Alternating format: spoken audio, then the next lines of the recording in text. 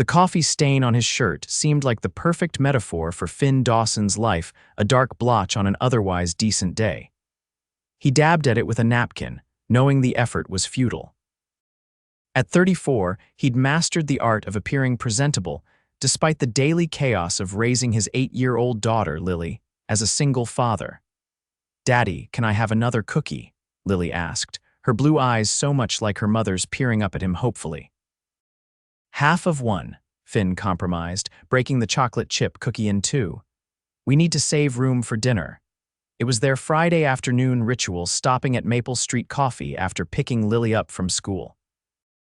The small, independently owned shop had become their sanctuary over the past 3 years since his wife's death. Here, for just an hour each week, Finn could pretend that life wasn't a constant struggle of balancing contractor jobs, bill payments, and parenthood.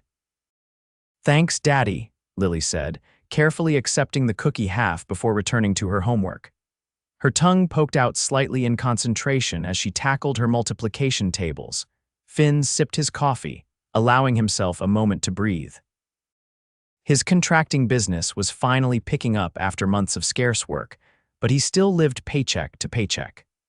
The mortgage on their modest 3-bedroom house was always looming, and Lily was growing faster than his budget could accommodate. The bell above the coffee shop door jingled, pulling Finn from his financial worries. He glanced up out of habit and promptly forgot how to breathe. Harper Mitchell. 17 years had passed since high school graduation, but he would have recognized her anywhere. Her auburn hair was shorter now, falling in soft waves to her shoulders instead of the long cascade he remembered. But her warm brown eyes and the constellation of freckles across her nose remained unchanged. "Daddy, you're spilling," Lily whispered urgently. Finn looked down to find coffee pooling around his mug. "Shoot," he muttered, grabbing napkins to mop up the mess. When he looked up again, Harper was ordering at the counter, dressed in a simple blouse and jeans that somehow looked more elegant on her than they had any right to. His stomach twisted with a familiar flutter he hadn't felt since 11th grade, when Harper Mitchell had been his first love, first heartbreak, and the standard against which he'd unconsciously measured every woman since. "Do you know her, Daddy?" Lily asked, following his gaze. "A long time ago," Finn admitted. "We went to high school together." "Was she your girlfriend?" Lily's voice carried the natural curiosity of an 8-year-old, but Finn still winced at the volume. "We dated for a while, yes. Now finish your math, kiddo." But Lily, ever perceptive, had already spotted an opportunity for mischief. "You should say hi, your ears are all red." "My ears are not," Finn began, but stopped when Harper turned, coffee in hand, and their eyes met. For a heartbeat, her expression was blank. Then recognition dawned, followed by a smile that hit Finn with the force of a physical blow. "Finn Dawson," she said, approaching their table. "I can't believe it's you." Finn stood, suddenly conscious of his work boots, faded jeans, and the damned coffee stain. "Harper, hi." "It's been forever," she finished, her smile widening. "At least 15 years. 17, he corrected automatically, then felt heat creep up his neck. Harper laughed, the sound as melodic as he remembered. Always precise, some things never change. "Hi, I'm Lily," his daughter announced, extending her small hand with surprising formality. "I'm 8 3/4. Harper's expression softened as she shook Lily's hand. "It's very nice to meet you, Lily. I'm Harper. Your dad and I were friends a long time ago." "Would you like to sit with us?" Lily asked, causing Finn to nearly choke on his coffee. "Lily, Miss Mitchell probably has places to be," he began. "Actually," Harper said, "I'd love to if that's okay with you. I'm just killing time before a meeting." Before Finn could process what was happening, Harper had settled into the chair across from him, her knees nearly touching his under the small table. "So," she said, those brown eyes focusing entirely on him, "catch me up on the last 17 years. For the next 30 minutes, Finn found himself sharing more than he'd intended. He told her about meeting his late wife, Sarah, in college, about their marriage and the birth of Lily, and Sarah's battle with cancer that ended 3 years ago. He mentioned his contracting business, but downplayed the financial struggles, instead focusing on how rewarding it was to work with his hands and create something lasting. "I'm so sorry about Sarah," Harper said softly. Raising Lily on your own must be challenging. We manage, Finn replied, smiling at his daughter, who was now drawing on the back of her completed homework. She makes it easy most days. How about you? What's kept you busy for 17 years? Harper laughed, tucking a strand of hair behind her ear, a gesture so familiar it made Finn's chest ache with nostalgia. Well, I finished college, then got my MBA. Worked for a few different companies before starting my own business consulting firm about 8 years ago. She shrugged, as if summarizing a decade and a half in a few sentences was perfectly normal. I travel a lot for work, which is why I'm back in town meeting with a potential client. Finn nodded, filing away the information. Harper had always been ambitious, even at 17. It was one of the things he'd loved about her certainty about the future, her unwillingness to settle. It was also what had ultimately driven them apart. When he'd decided to skip college and learn a trade, she'd seen it as him limiting himself. Their breakup had been mutual but painful. What kind of consulting? He asked. Something flashed in Harper's eyes, hesitation, perhaps before she smiled. Strategic development, mostly. I help companies restructure and grow. That sounds important, Lily piped up, clearly having been listening. My daddy builds houses. He fixed Mrs. Jenkins' roof last week and didn't even charge her because she's old and her cat is sick. Finn felt his face grow warm. Lily.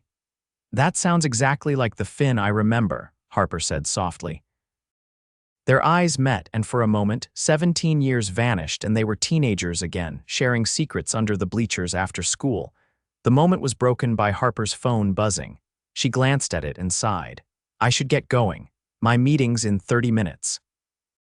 Of course, Finn said, ignoring the disappointment settling in his stomach. Harper stood, then hesitated.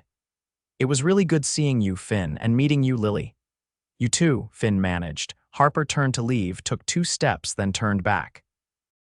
I'm in town for a few days. Maybe we could grab dinner, catch up properly. Her eyes flicked to Lily. All 3 of us, I mean. Finn felt Lily kick him under the table as if afraid he might decline. We'd like that, he said, surprised by how steady his voice sounded despite the sudden pounding of his heart. Harper's smile was worth any amount of internal panic. Great. Tomorrow at 7, I'll text you the details if you give me your number. They exchanged phones to input their contact information, and when Harper's fingers brushed his, Finn felt a jolt of electricity that he immediately told himself to ignore. This was just 2 old friends reconnecting, nothing more. See you tomorrow, Harper said, and with a final wave she was gone, leaving behind only the faint scent of her perfume and the memory of her smile. Lily waited approximately 3 seconds after the door closed before announcing, She likes you, Daddy. Eat your cookie, Finn replied, but he couldn't help the smile tugging at his lips. The next 24 hours passed in a blur of nervous energy. Finn spent Saturday morning finishing a small bathroom remodel job, then rushed home to clean the house, just in case, he told himself, though he knew Harper wouldn't be coming over. In the afternoon, he took Lily shopping for a new dress, unable to resist her plea to look extra pretty for dinner with your friend. By 6:30, they were both ready, Lily in her new purple dress with butterflies, and Finn in his one decent pair of dark jeans and a blue button-down shirt that Sarah had always said brought out his eyes. You look handsome, Daddy, Lily approved as they headed to the car. And you look beautiful, Pumpkin, he replied, feeling a mixture of pride and nervous anticipation that reminded him distinctly of his first date with Harper back in high school. The restaurant Harper had chosen was upscale, but not pretentious, a farm-to-table place that had opened since her last visit to their hometown. When they arrived, she was already waiting, dressed in a simple green dress that made her auburn hair look like fire in the restaurant's soft lighting. You look amazing, Finn said before he could stop himself. Harper's smile was worth any embarrassment. So do you. Both of you, she added, smiling at Lily, who beamed with pride. Dinner was surprisingly easy. Harper had a gift for drawing Lily out, asking about school and friends, and listening with genuine interest to the often rambling answers. She and Finn traded stories about their high school days, carefully editing the more romantic moments for Lily's benefit, though the knowing looks they exchanged spoke volumes. Remember when Mr. Bennet caught us passing notes in calculus, Harper laughed, and made us read them aloud. Finn grinned. I thought I'd die of embarrassment. What did the notes say? Lily asked, eyes wide. Oh, just boring teenage stuff, Harper said, but her eyes twinkled with shared memories. As they finished their desserts, a chocolate lava cake that Lily declared the best thing ever, Finn found himself studying Harper. There was something different about her, beyond the expected changes that 17 years would bring. She carried herself with a quiet confidence that went beyond the self-assurance she'd had as a teenager. And though her clothes were simple, he couldn't help noticing the quality of the fabric, the designer watch on her wrist, the subtle but unmistakable diamond studs in her ears. When the check arrived, Harper reached for it without hesitation. Please let me, she said when Finn protested. I invited you and it's a business expense anyway. How is dinner with us a business expense? Finn asked, genuinely curious. Harper looked momentarily flustered, an expression he didn't remember ever seeing on her face before. I'm considering investing in some local businesses. This counts as research. Before Finn could question her further, Lily asked if they could go for a walk in the park across the street, and the moment passed. The evening air was cool but pleasant as they strolled through the small town park, Lily running ahead to the playground while Finn and Harper followed at a more sedate pace. She's wonderful, Harper said, watching Lily climb the jungle gym. You've done an amazing job with her, Finn. Thanks, he said, warmth spreading through his chest at the genuine admiration in Harper's voice. She makes it easy most of the time. She's like Sarah that way, naturally sunny. And what about you? Harper asked, turning those perceptive brown eyes on him. Are you happy, Finn? The question caught him off guard. Yeah, I think so. I mean, losing Sarah was the hardest thing I've ever gone through, and being a single dad has its challenges, but he looked at Lily, now swinging high, her face alight with joy. Yeah, I'm happy. Harper's smile was gentle. I'm glad. You deserve it. They reached a bench and sat down, close enough that their shoulders nearly touched. For a moment, neither spoke, content to watch Lily play in the fading light. What about you? Finn finally asked. Are you happy, Harper? She didn't answer immediately, her gaze fixed on the distance. I'm successful, she said at last. My company is doing extremely well. I have an apartment in New York, a house in the Hamptons, more money than I ever dreamed of having. She paused. But happy, I don't know. Sometimes I wonder what my life would have been like if I'd made different choices. The wistfulness in her voice made Finn turn to look at her profile. Any choices in particular? Harper met his eyes, and the vulnerability there made his breath catch.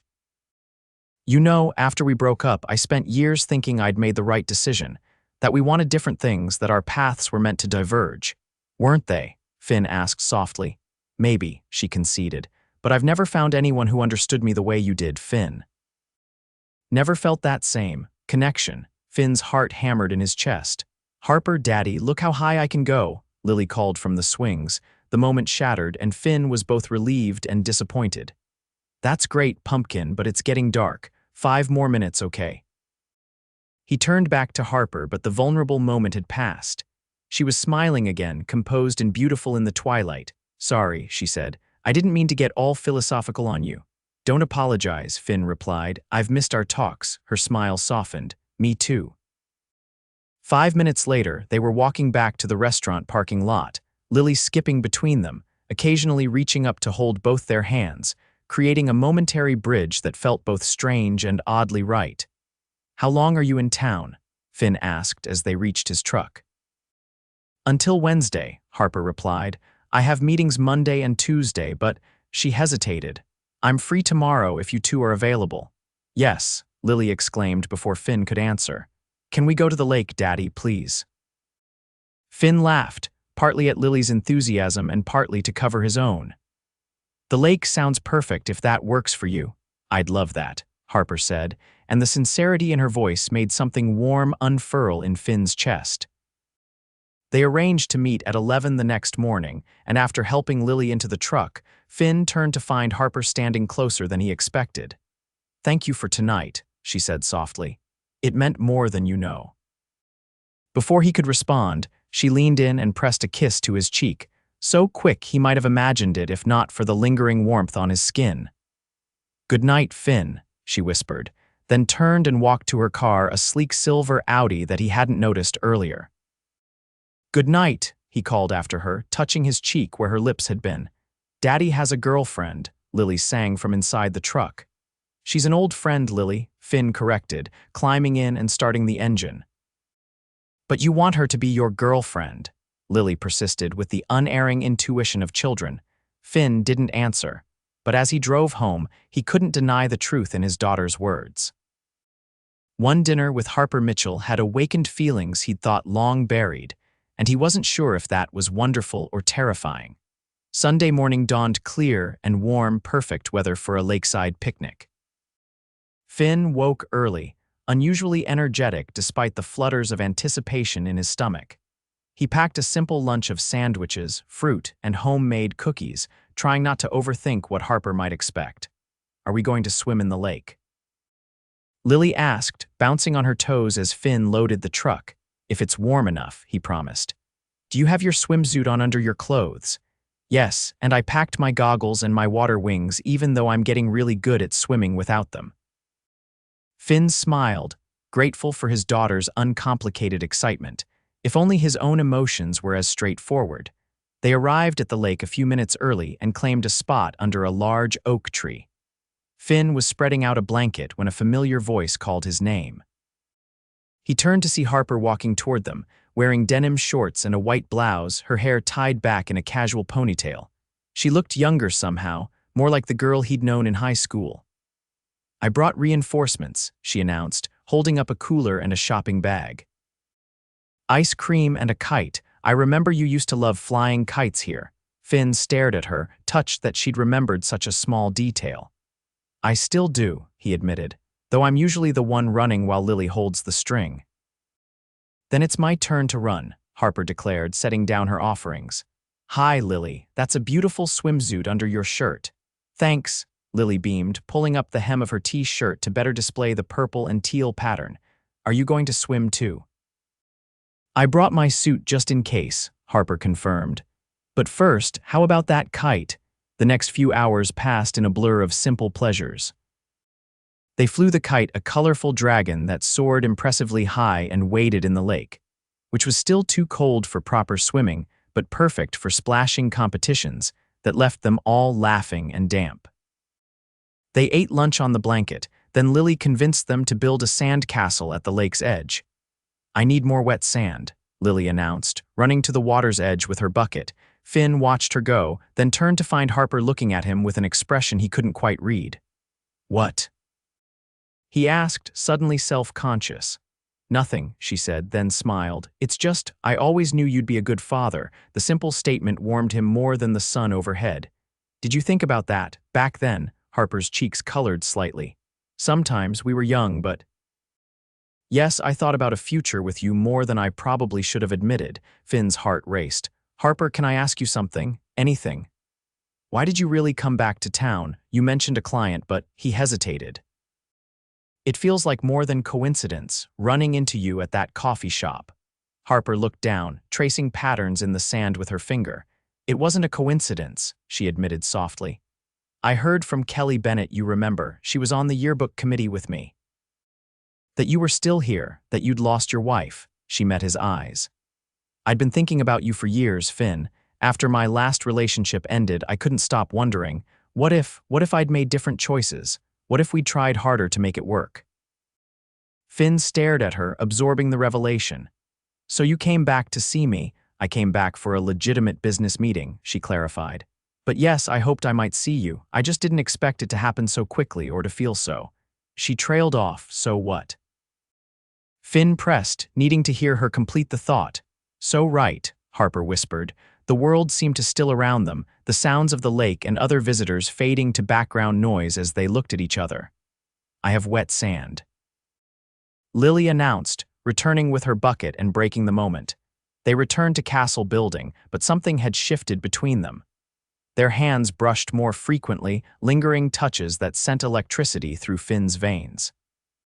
Their eyes met over Lily's head, exchanging smiles that held promises neither was ready to voice. As the afternoon waned, Lily's energy finally began to flag. She curled up on the blanket with a book Harper had brought, and within minutes was fast asleep, the excitement of the day catching up to her. "She's out cold," Harper observed, smiling fondly at the sleeping child. "She'll be up half the night now," Finn said, but he couldn't bring himself to wake her. "Harper, about what you said earlier." "I meant it," she said quietly. "Coming back here, seeing you again, it stirred up feelings I thought I'd put behind me." Finn took a deep breath. "For me too. But our lives are very different. You live in New York, you run your own company. I'm a small town contractor raising a daughter on my own." "Details," Harper said, waving a hand dismissively. "Important details," she amended at his raised eyebrow, "but not insurmountable ones." "What are you saying?" Finn asked, hardly daring to hope he understood her correctly. Harper moved closer until their shoulders touched as they sat side by side watching the lake. "I'm saying I'd like to see where this goes. I have a flexible schedule. I can work from anywhere. And my company's actually considering opening a branch office in this region." "That's convenient," Finn said, something clicking into place. "Harper, exactly how successful is your consulting firm?" She looked away, suddenly fascinated by a passing sailboat. "Fairly successful." "Harper." She sighed. "Very successful. We're one of the top financial consulting firms in the country. I have offices in New York, Chicago, and Los Angeles." Finn stared at her. "You're not just successful, you're wealthy," she finished for him. "Yes, but that's not who I am, Finn. It's just a detail." Finn processed this information, pieces falling into place: the expensive watch, the Audi, the casual way she'd handled the restaurant bill. "How wealthy are we talking?" Harper met his eyes, a hint of defiance in her gaze. "Does it matter?" "I'm just trying to understand who you are now," Finn said honestly. 17 years is a long time." Harper was quiet for a moment. "Forbes included me in their Billionaire list last year," she finally said, her voice so quiet he almost missed it. "I started with nothing, built my company from the ground up. Every penny was earned through hard work and some lucky investments." Finn felt as though the ground had shifted beneath him. "Billionaire," he repeated, the word feeling foreign on his tongue. "As in with a B." "Yes," she confirmed, watching him carefully. "Does that change things?" The question hung between them, heavy with implication. Did it change things? Finn looked at Harper, really looked at her. Beyond the designer clothes and success, he saw the same determination in her eyes, the same compassion, the same quick intelligence that had captivated him at 17. "No," he said finally. "It doesn't change how I feel, but it does complicate things." "How so?" Finn gestured to himself, to his worn jeans and calloused hands. "Look at me, Harper. I'm barely making ends meet some months. My idea of a splurge is ordering pizza instead of cooking. I drive a 10-year-old truck and live in a house that needs more repairs than I have time to make." He shook his head. "What could I possibly offer someone like you?" Harper's expression softened. She reached out and took his hand, her smooth fingers threading through his rough ones. "Everything that matters," she said simply. "Kindness, integrity, a heart that sees people, not dollar signs. The same things that made me fall in love with you when we were teenagers." The word love hung in the air between them, neither acknowledging it directly but both feeling its weight. "I'm scared," Finn admitted, the confession easier than he'd expected. "Not of your success, I'm proud of what you've accomplished. I'm scared of starting something that might hurt Lily if it doesn't work out. She's already lost her mother. I can't let her get attached to someone else who might disappear." "That's fair," Harper acknowledged. "And it shows what a good father you are. But Finn, I'm not asking for promises right now. I'm asking for a chance. Time to get to know each other again, to see if what we're both feeling is real or just nostalgia." Put like that, it seemed reasonable, sensible even. Finn looked at their joined hands, then at Lily sleeping peacefully on the blanket. Finally, he met Harper's hopeful gaze. "Okay," he said. "A chance." The smile that bloomed on Harper's face was worth any risk. She leaned forward and pressed her lips to his, a gentle kiss that promised more. "I should warn you," she murmured against his lips. "I've gotten very good at getting what I want." Finn laughed softly. "That I believe." The rest of the afternoon passed too quickly. As the sun began to set, they packed up their belongings, Finn carrying a still drowsy Lily to the truck, while Harper gathered the remains of their picnic. "Can we do this again tomorrow?" Lily asked as Finn buckled her into her seat. "Harper has meetings tomorrow, Pumpkin," Finn reminded her. "Actually," Harper said, approaching the truck, "my morning meeting got canceled. I'm free until 2 o'clock. "Please, Daddy," Lily pleaded. Finn looked from his daughter's hopeful face to Harper's equally expectant expression. "How can I say no to both of you?" He conceded, his heart lightening at their matching grins. They agreed to meet for breakfast, and as Harper leaned in to kiss his cheek goodbye, she slipped something into his hand. "What's this?" he asked, looking down at the folded paper. "Just a little something to help with Lily's college fund," Harper said casually. "Consider it 17 years of missed birthday presents." Finn unfolded the check and nearly dropped it when he saw the amount. "Harper, I can't accept this. It's too much." "It's not charity, Finn," she said firmly. "It's an investment in someone I care about. Please." He looked at the check again enough to pay for Lily's entire college education with money to spare, then back at Harper's determined expression. "We're going to have to talk about this," he warned. "We will," she agreed. "But not tonight. Tonight, just say thank you." Finn tucked the check into his pocket. "Thank you," he said softly. Harper's smile was worth more than any amount written on that paper. "You're welcome. See you tomorrow." As they drove home, Lily half asleep in the back seat, Finn found himself smiling despite the complexity of emotions swirling within him. His life had changed in the span of 3 days, turned upside down by a chance meeting in a coffee shop with a woman he'd never truly forgotten. Whatever came next, whether a rekindled romance or simply a renewed friendship, he knew one thing for certain. Harper Mitchell had walked back into his life for a reason, and this time he wasn't going to let her go without a fight. 6 months later, Finn stood in the backyard of his newly renovated home, watching as Harper and Lily planted flowers in the garden they'd designed together. The changes in his life still amazed him, sometimes not just the material improvements, though those were significant, but the emotional ones. Harper had moved to town permanently 2 months ago, buying a modest house a few streets over from Finn's. For appearance's sake, she'd explained, though she spent most nights with him and Lily. Her company was thriving with its new regional office, and she'd helped Finn expand his contracting business into a proper construction company with 3 employees.